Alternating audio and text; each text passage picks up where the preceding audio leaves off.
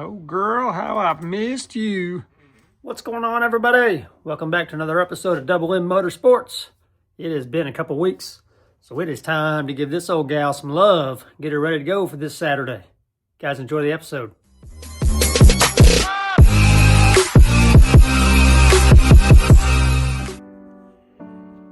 We have got some welding to do. If you remember in the last race, ripped my damn bumper straight off the car. I got into a little mess up in front of me there. But I don't know who welded this, but they need to do a better job. It was me. I welded that. So we got to weld the bumper back on. She's due for an oil change. We've raced it 4 times, so it's time to get the oil changed. We'll crank the motor over, see how she's running, and nut and bolt it. Get everything ready to go for this weekend. Kind of go over everything and check for damages that I haven't seen. Check for loose nuts and bolts. Kind of check the setups. Make sure everything's still where it's supposed to be. So let's get started. Breaking the old welder out here. This is a Metal Man. This is strictly just, we got plenty of wire. This is strictly just a flux core welder. Wire feed. Does pretty good, very minimal setups. I've got one of the old Lincoln stick welders and all kinds of sticks up there to weld with, but I don't know how to do that. I'm gonna have to wait for Ty to get home. He is working up in Indianapolis, so he's up there, but I gotta wait for him to get back so he can show me how to do that. But we'll get her tacked back on with this thing here. It ought to work just fine.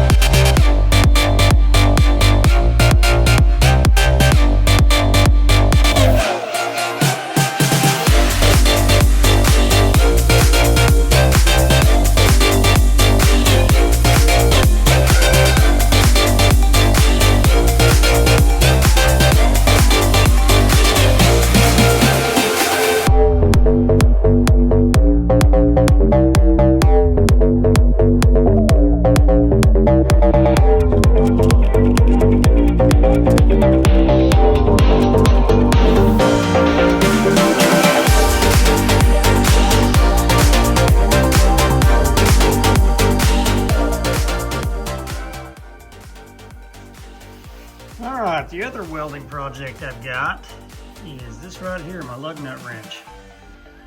That thing snapped, came loose up here. It's just welded on up there, although you can't really see it very well now because I've kind of grinded a groove along the weld there in hopes you can kind of see it's cracked there. Not wanting to focus that well, but in hopes that I can weld that back together. So I'll just fill that whole thing with weld. We see how good I weld, so we'll see if we can patch this thing up or not. It was just spinning the other night. It wasn't even, it would catch a little bit. I put some duct tape around it for the race to try to get it to catch a little more, but I definitely was not using it to torque down my lug nuts. We would put them on with this and then tighten them down. I think I borrowed James's to torque them down. But let's see if we can get this thing fixed real quick, because we definitely need this, and I don't want to order another one, so I'm gonna try to save it.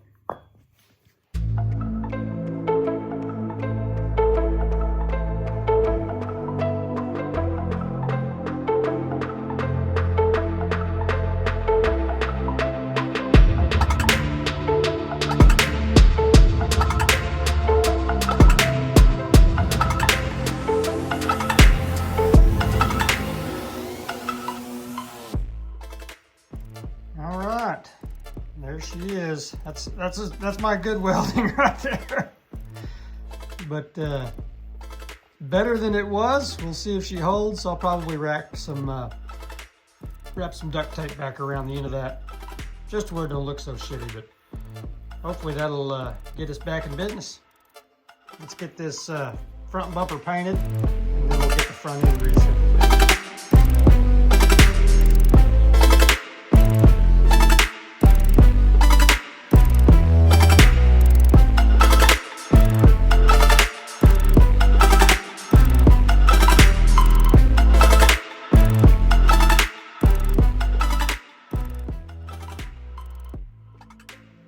All right, there she is. Bumper is back on. I don't know if I got all that on film. I had to stop filming and go out to the trailer with my flashlight. Use my phone for my flashlight and get a few things. But wound up putting a through bolt on the bottom. I just drilled all the way through the frame horn there, and put a big long bolt and a nut on there to get that secure there. She is rock solid. But only thing I don't like, and I'll have to wait to see how this is sitting when I get the car back on the ground. It's up on jack stands now. And I had this a little bit before, this gap right here, and it's almost like this hood pin needs to be taller. But I also feel like maybe this is kind of tweaked that way a little bit. So once I get it on the ground, I'll assess that. It's nothing that's going to affect running it this weekend. So that may be a project for another day, because I don't have very much time to work on this thing this week.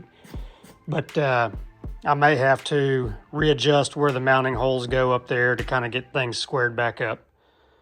But we'll see. That'll be a project for another day. Next up is getting the oil changed in this thing. It's been 4 races. So we've got our cases of AMSOIL here. Got us a new Wix filter. So let's get this oil changed and get her some fresh fluids in her. This is what we're running here. The AMSOIL Dominator Racing Oil SA10W40. That's what we're running in the motor this year. That's what Marty wanted us to run, 40 weight, for his motor. So there that is there. And there is Davis' contact information right there. Davis Synthetics AMSOIL, 417-262-4419. Give her a call. She will hook you up with whatever you need. AMSOIL has all kinds of racing oil, filters, everything like that. You can even get your Wix filters on there. That's where we order ours from. So give Dave a call.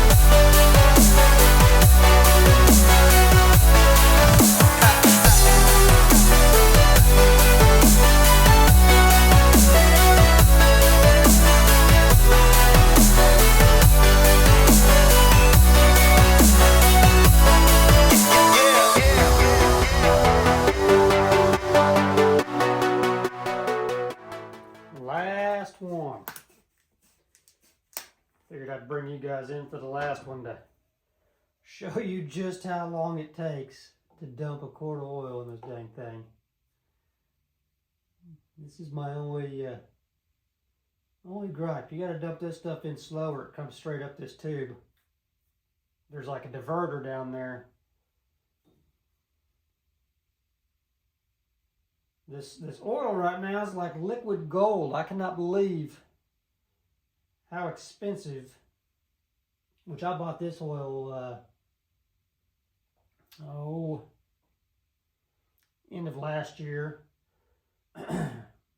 around Turkey Bowl time. I bought this oil.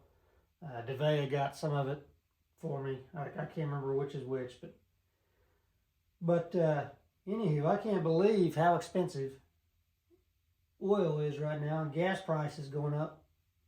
$4 a gallon for 87 octane. That is insane. I haven't seen that since the Bush administration. But so this oil is an expensive commodity right now. I can't thank DeVea enough. I keep calling her DeVea. It's not DeVea, it's Deva. I can't thank Deva enough with AMSOIL for helping us out on our oil.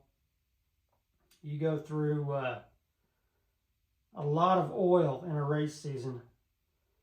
Takes 8 quarts, 1 quart in the filter, 7 in the pan.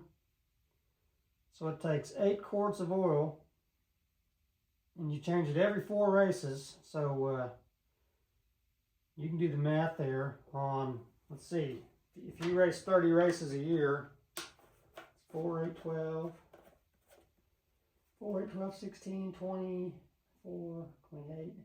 It's about 7.5, 8 oil changes that you're going to do in a year, in one season.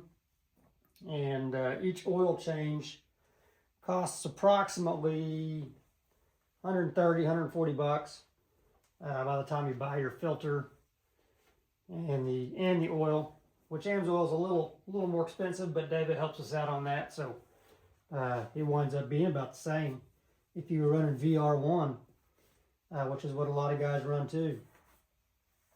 But yeah, that's how long it takes to dump 1 quart of oil in this thing, and then multiply that times 8. My dang legs almost fall asleep every time changing oil in this thing.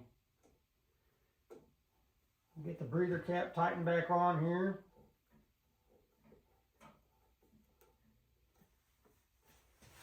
All right.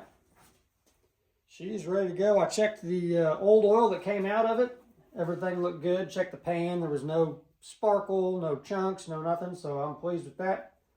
So she is ready to rip. That first quart I dumped in got a little over the top there. So I've got oil everywhere down here. Almost made it without spilling a drop. But so she's going to smoke a little bit, I'm sure, when she fires up, burning this oil off this header right here. But, all right. Now we will prime it up. We'll take the red wire off the distributor so the spark plugs won't fire. Take our breather cap off, our carb cover.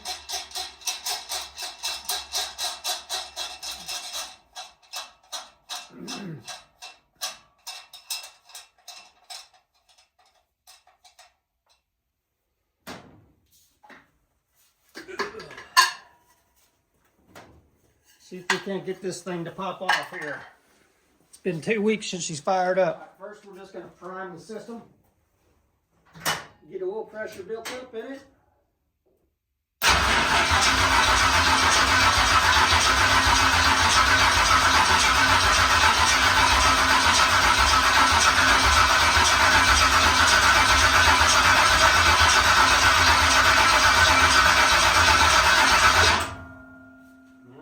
She's got oil pressure. Now we'll hook our red wire back up. Give her a little fuel down the throat.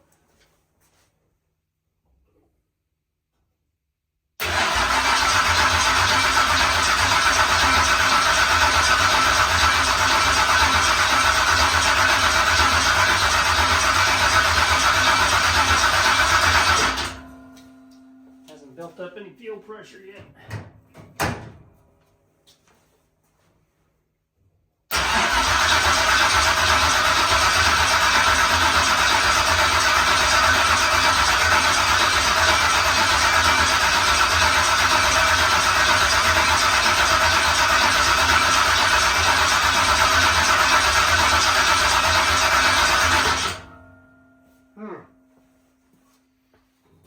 It's no good.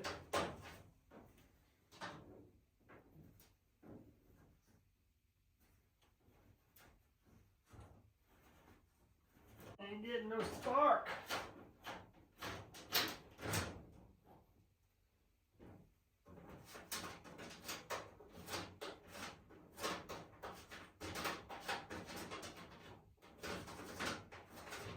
You park these things and they're running perfect. You let them sit for 2 weeks. They don't want to do nothing right.